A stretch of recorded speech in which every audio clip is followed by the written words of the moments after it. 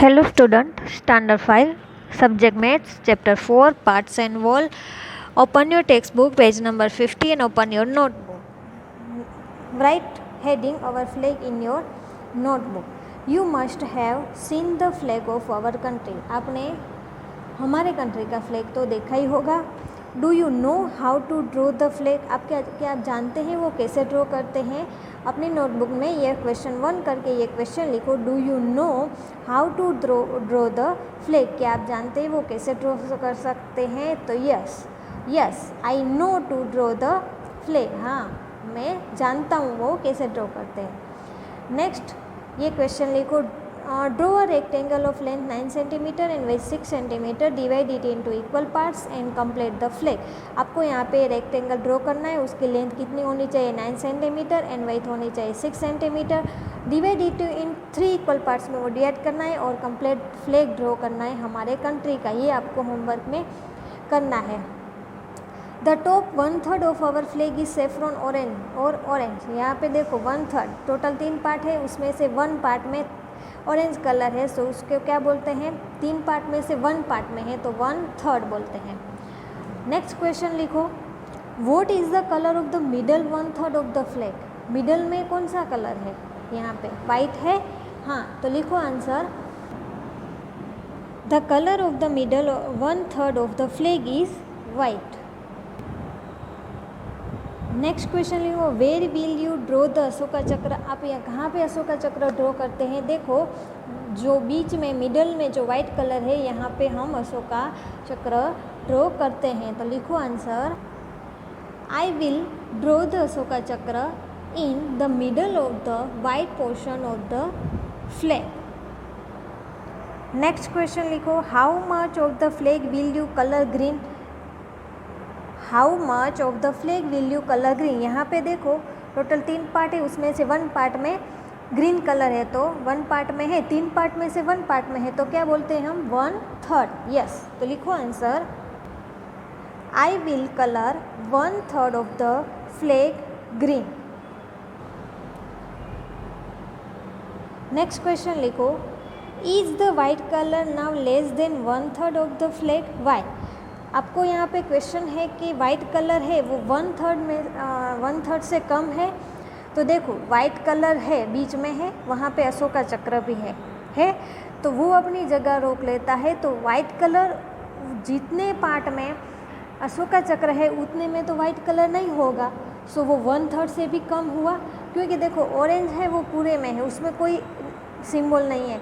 Green है उसमें भी कोई सिंबल नहीं, वो पूरे 1/3 है. तो ये वाइट है वो पूरा 1/3 नहीं है क्योंकि उसके बीच में अशोका चक्र है. वो अपनी जगह उसकी इतनी जगह में वाइट कलर नहीं होगा. सो आपको क्वेश्चन है is the white colour now less than 1/3 of the flag. Yes, वो 1/3 से कम है. लिखो answer. Yes, the white color is less than 1/3 of the flag because Ashoka Chakra occupies some white portion. Next question 3 करके लिखो. Now look at this flag. अब ये flag देखो. How much of it is black. कितने part में black colour है. तो देखो टोटल कितने पार्ट है 3, उसमें से 1 पार्ट में है. तो लिखो answer. 1/3 of this flag is black. 1/3 है वो ब्लैक कलर का है. नेक्स्ट क्वेश्चन लिखो. The green part of the flag can be written as. जो ग्रीन पार्ट है उसे कैसे लिख सकते हैं. तो वो भी टोटल 3 पार्ट है, उसमें से 1 पार्ट ग्रीन कलर का है. सो लिखेंगे 1/3. नेक्स्ट क्वेश्चन देखो.